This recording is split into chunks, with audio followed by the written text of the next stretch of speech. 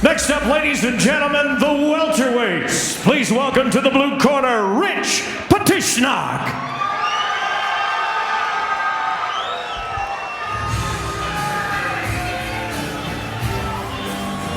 Patishnock fighting out of the blue corner, 25 years of age, out of Whippany, New Jersey. In the welterweight class, he comes to us by way of AMA Fight Club, coming off a loss to Tenye Dixon, a round 2 KO on April 21st of last year. So he's had time to change things up. The folks at AMA Fight Club know what they're doing, but getting him ready for a big fight like this against a big name, it's kind of the double whammy. You know, and both these guys have similar things happen to them because Igor Gracie also comes off of a TKO. So, you know, and is that TKO going to play in your head? That's the whole trick here.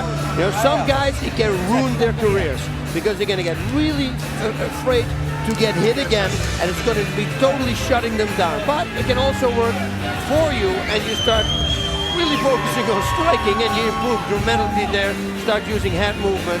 And then, well, then you can see what can happen. These guys, I wonder what's going to happen. Are they going to be on the feet or on the ground? I know we think it's going to be on the ground, but like I always say, if you got two wrestlers or two great jiu-jitsu guys, sometimes it plays up on the feet. Well, it's a win-win situation for Rich Patishnock because you come in and you get a victory not only in the World Series of Fighting, but you take down a Gracie. That adds a little maybe a little extra gold star to the resume. Wherever you go, you know, if you say, oh, who did you? Oh, I just beat a Gracie, everybody will know that. And here comes his opponent, Igor Gracie.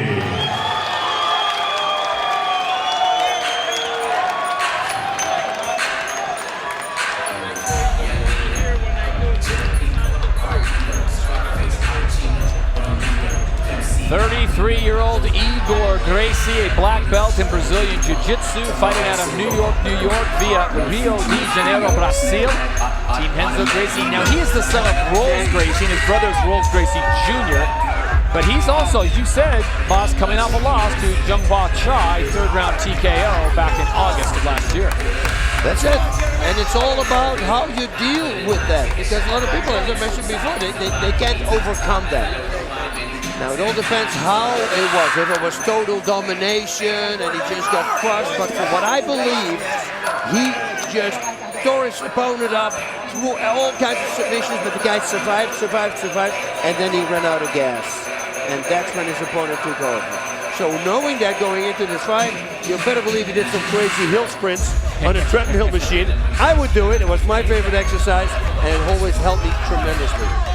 Your favorite exercise or the one that not my favorite? Most? Not my favorite. It's the worst thing. You know, I always say stamina is above technique when you have to count. Of course, you know, eventually when you fight, technique comes first, but, you know, as a fighter, stamina first, then technique. You can have 100 black belts, if you don't have the stamina to back it up, you might lose the fight.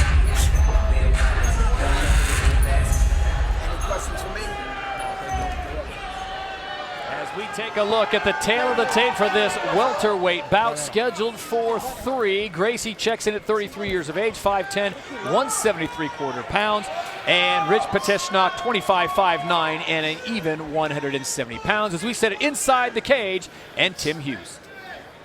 Ladies and gentlemen, this bout scheduled for 3 5-minute rounds in the welterweight ranks of the World Series of Fighting. Introducing first, fighting out of the blue corner, a freestyle fighter with a record of 4 wins and 1 loss. He stands 5 feet 9 inches tall, and he weighed in at an even 170 pounds. Training at AMA Fight Club and fighting from his hometown of Stroudsburg, Pennsylvania, by way of Whippany, New Jersey, here is Rich Patishnock.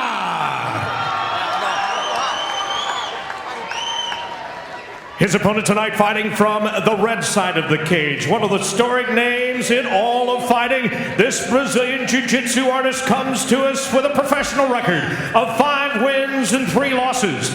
At 5 feet 10 inches tall and 170.5 pounds, he trains with Team Renzo Gracie and fights out of Rio de Janeiro, Brazil, by way of New York City, New York. Ladies and gentlemen, Igor Gracie. And your referee for this contest is Keith Peterson.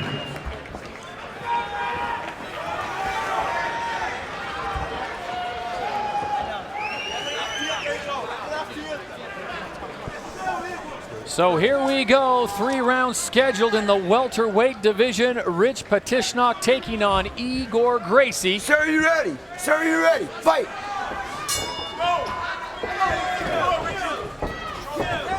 And we've seen some fast fights early on in this one, of course, in the lightweight division and so forth.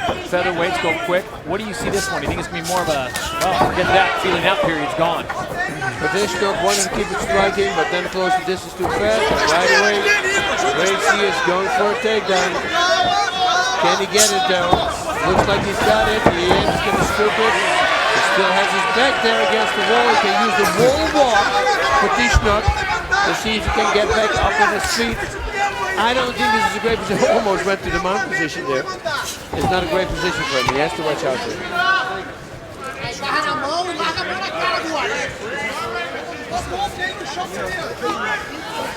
So Patishnock now in a proverbial chess match with Igor Gracie, trying to figure his way out of this little conundrum. Yeah, put him in the guard. I believe that's a smart thing to do here. So now he's going to see that he can do that better from half-guard, actually, to see if he can push himself back up against the fence. And Gracie's going to try to keep those legs hooked there. He's doing it with his right, I believe. Let me see. He's going to figure for his legs because it's going to prevent him from getting up. Now he pulls him, put him back on his foot. Here we go. Now this is the chess game here, because as soon as Igor Gracie wants to go for a submission, Patishnock will go back to his feet. So he can't give him any space here. That's why we're going to have a stall mode here. Most of the time, going back to the feet, and the referee is going to put back up. Standing sideshow people looking for them. Got his back. Igor just staying so active, throwing stuff at Patishnock right and left. Patishnock was really calm here. I don't know if I would do that. Yeah, I would have kept an underhook there. Because those punches, first of all, are not going to do any damage. It's not going to hurt your opponent. You're going to stop him. So why would you throw him? Defense first. Position over submission. Now, this is a bad problem now. He's got the mount. Now watch him going to a high mount, probably right away. Oh, I want to say, that's a real negative. Well, he's taking the back, and now he's got the choke in. Oh, Patishnock tries to dump Igor Gracie. He does so right in his head. Got to keep that chin down. That's the first rule. Don't let him sink that in. Yeah, and it's all easier said than done. Oh, yeah. Is it underneath there? Can we see it? No, it's not underneath yet. Oh! Yeah! Yeah, now he might have put himself in a bad position. Igor now needs space behind him. If he pulls his shoulder back, he can close the distance and pull the own jaw into the throat. And lately I've seen people get finished like that. It doesn't look like it's in deep enough, Boss, but he's going to continue to work on it. He should keep pushing up. With his left hand, as you can see, he's pushing, but he needs to push under the elbow. He needs to push with his left hand underneath the elbow, because that will create space. And it's Igor Gracie that's got blood coming, looks like, from his eyebrow area after those 2 big dumps. I think what happened is he hit the back of his head. Might have. Yeah. Still Got it again. Is it underneath? You can't tell. No, he's still going. Whoa! Man. Rich Patishnock may not be firing lefts, rights, and going for submissions, but I'm telling you what, he has done some damage to Igor Gracie. I think on the street that will work really well into the concrete. You know, the body triangle here, you can see by Igor Gracie that makes sure that he's absolutely not going to escape his position. Very hard.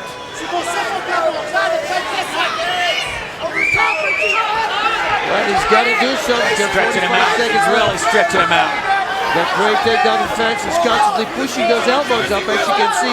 Well, he's got him locked around the midsection, doesn't he, Boss? Yeah, but that's, you know, that prevents his opponent from turning into it. And especially that underhook also, what he does with his left leg. You see, it goes under the left knee of his opponent.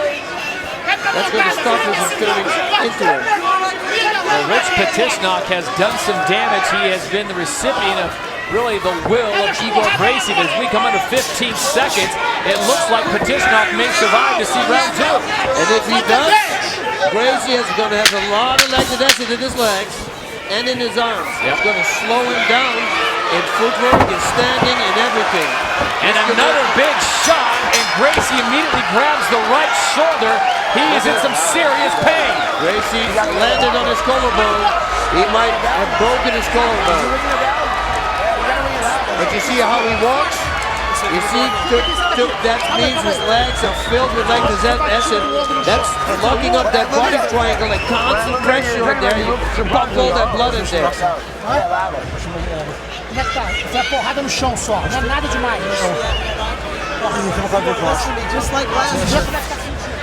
Okay, here we go, double leg takedown. Yeah, Patishnock should have never hit him. He should have simply kept that underhook there. At this point, though, boss, it's all Igor Gracie's. He's controlling this thing. Yep.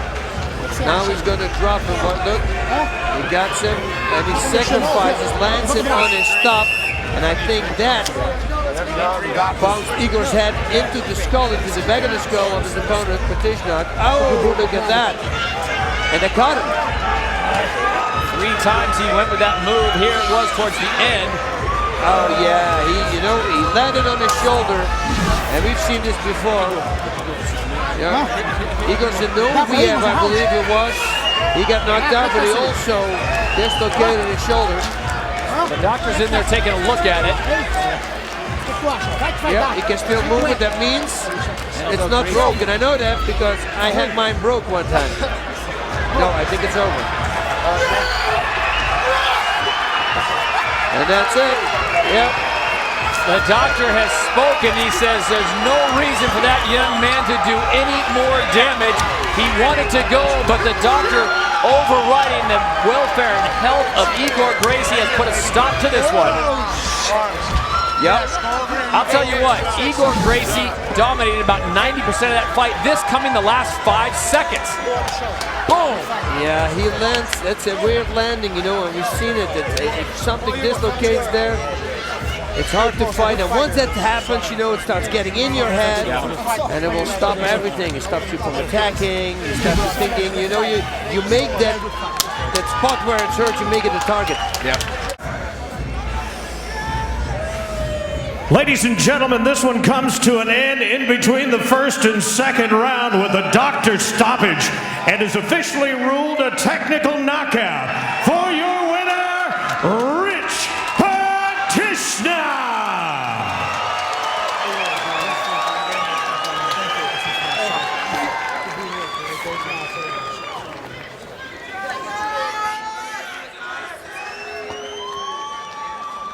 Rich, you know, before going into this fight, you're going to fight a Gracie. You know, this is going to be a ground game. You know, he was going to take your back.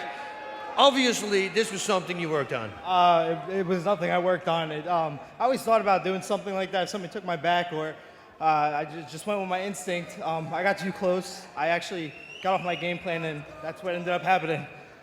How did you prepare for this fight? What was the game plan going in? The game plan going in is not to get taken down. Control my range with my jab, my lead kick, set everything up off my jab, but I got too close, like I said, and just instinct kicked in. I saw you one time standing there, you had a great underhook, and then you start hitting him with the left hand. I go, why would he get an underhook, I said, but you decided to start hitting him. Why? I just didn't want to grapple with him at all. I mean, I feel like I'm a decent, strong grappler, but obviously with the name comes more experience than I ever have, so I didn't want to be near him at all. Big name, big victory. Congratulations. Ladies and gentlemen, Rich Patishnock. I just want to thank my team, Team Chamber MMA, AMA, World Class Fighting, Sean Diggs, Joey Fye, Jimmy Hedis. I want to thank everybody, Jeremy Hubbard. Thank you guys. Congratulations.